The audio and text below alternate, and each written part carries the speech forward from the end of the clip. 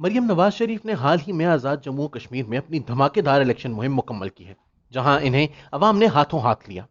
ان کی پرجوش مہم نے کہ جس میں انہوں نے ایک ایک دن میں تین تین جلسے بھی کیے، اس نے عوام میں بھی ایسا جذبہ بھر دیا ہے کہ جہاں کہیں بھی وہ گئیں، عوام کی بڑی تعداد نے ان کا استقبال کیا۔ شاز ہی آزاد جموں و کشمیر میں کسی اپوزیشن رہنما کو ایسی پرتپاک حمایت میسر آئی ہے۔ کچھ جلسوں نے 1986 میں بے نظیر بھٹو کی پاکستان واپسی کے مناظر کی یاد تازہ کر دی۔ عام طور پر کشمیری اسی جماعت کی حمایت کرتے ہیں جو اسلام آباد میں اقتدار میں ہوں، اور اسی کو ووٹ دے کر اقتدار میں بھی لاتے ہیں، کیونکہ آزاد جموں و کشمیر کی معیشت مکمل طور پر پاکستان پر منحصر ہے۔ کیا اس بار اس سے کچھ مختلف ہونے جا رہا ہے؟ اس الیکشن میں پاکستان تحریک انصاف کے جیتنے کے امکانات سب سے زیادہ ہیں، اس لیے نہیں کہ یہ سب سے مقبول جماعت ہے، بلکہ اسی وجہ سے جو اوپر بیان کی گئی ہے کہ آزاد کشمیر کی معیشت کا انحصار اسلام آباد پر ہے۔ لوگ اپوزیشن پر اپنا ووٹ ضائع نہیں کرتے جبکہ انہیں پتا ہو کہ اسلام آباد میں کوئی تبدیلی رونما نہیں ہونے والی ہے، اور 2 سال تک ان کے علاقوں میں یہ اپوزیشن کوئی ترقیاتی فنڈ نہیں دے سکے گی۔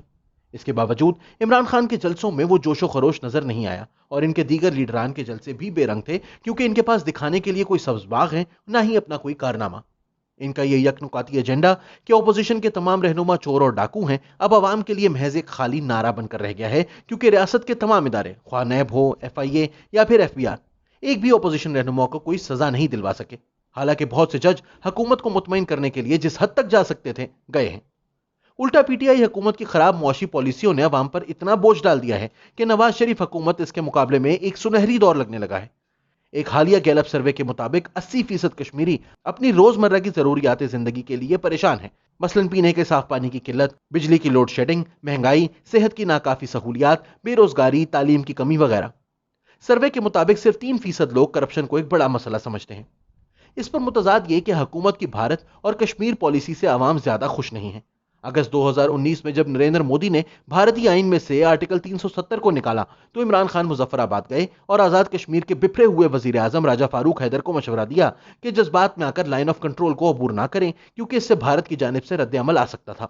اس کے بعد وزیر خارجہ شاہ محمود قریشی نے یہ پوزیشن لے لی کہ آرٹیکل 370 بھارت کا اندرونی معاملہ ہے، جبکہ اسلام آباد میں بھارت سے تجارتی تعلقات بحال کرنے پر سنجیدگی سے غور ہوتا رہا۔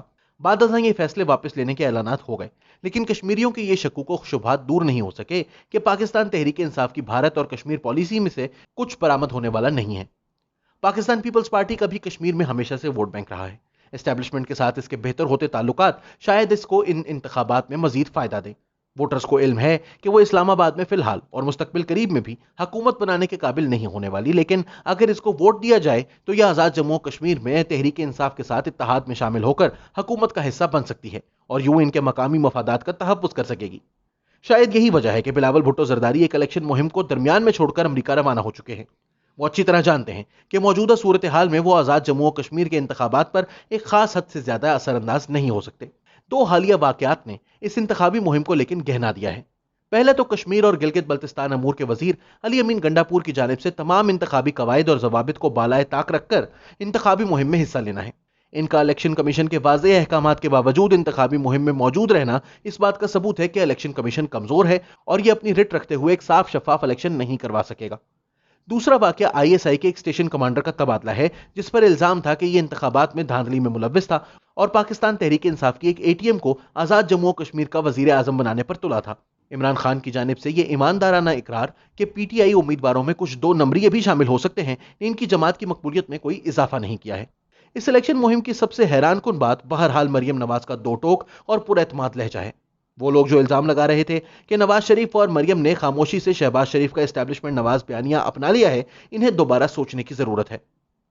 مریم نے متعدد موضوعات چھیڑے ہیں، مثلا ان کا یہ کہنا کہ نواز شریف کی اسٹیبلشمنٹ کی غیر جانبداری پر تنقید پاک فوج کے ادارے پر تنقید نہیں ہے، دراصل وہ یہ بتانا چاہ رہی ہیں کہ اگر انہوں نے ٹھیک برتاؤ نہ رکھا تو یہ تنقید دوبارہ بھی شروع ہو سکتی ہے۔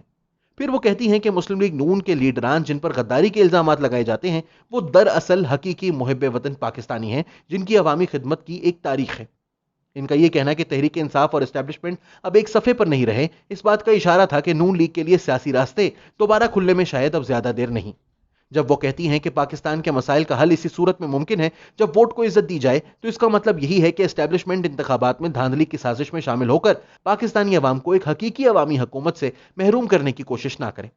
گیلپ کا سروے کہتا ہے کہ عمران خان آزاد جموں و کشمیر میں مقبول ترین لیڈر ہیں، لیکن آزاد جموں و کشمیر کے موجودہ صدر مسعود خان جو کہ اسٹیبلشمنٹ کے لگائے ہوئے ہیں کشمیر میں کوئی مقبولیت نہیں رکھتے۔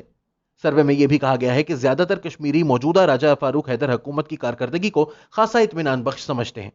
اہم ترین بات یہ ہے کہ اگر جلسوں کے سائز اور ان میں پائے جانے والے جوش و خروش کو معیار بنا کر دیکھا جائے تو مریم نواز سب سے مقبول نظر آتی ہیں۔ ایسے میں کس قسم کے نتیجے کی امید کی جا سکتی ہے؟ آزاد کشمیر میں ترازو اسٹیبلشمنٹ، اس کی چنیدہ پاکستان تحریک انصاف اور اسلام آباد میں بیٹھے اس کے وزیر اعظم کے حق میں جھکا ہوا ہے۔ پیپلز پارٹی کا ان سے اتحاد اس بات کو یقینی بناتا ہے کہ بدترین صورتحال میں بھی وہ یہاں ایک مخلوط حکومت بنانے میں تو کامیاب ہو ہی جائیں گے، لیکن ایک حقیقی حزب مخالف کا کردار ادا کرتی مسلم لیگ نون ان کے لیے معاملات کو مشکل بنائے رکھے گی۔ نون لیگ مناسب وقت کا انتظار کرے گی کہ جب اسلام آباد میں کوئی تبدیلی آئے اور پیپلز پارٹی مظفر آباد میں مخالفین کو چھوڑ کر ان کے ساتھ آ ملے۔